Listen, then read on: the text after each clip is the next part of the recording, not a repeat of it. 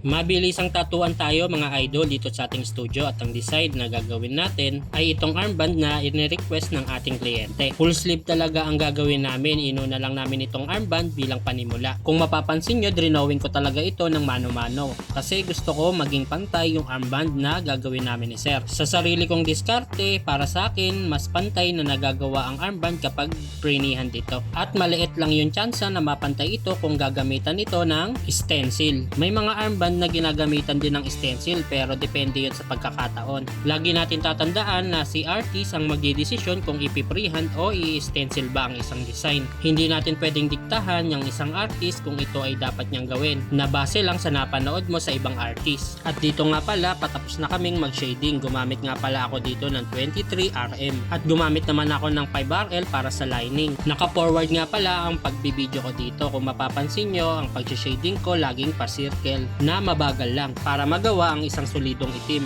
Mukha lang siyang madali pero may proseso dapat. Pero bago nga pala matapos itong video, ipapakita ko muna sa inyo yung full sleeve na nagawa namin. Hindi ko na videohan ang buong proseso pero nagustuhan ito ng ating kliyente. At ayan, tapos na nga pala tayo dito sa ating armband. Nililinis na lang natin siya ng antibacterial soap. At ito na nga pala ang ating finished product.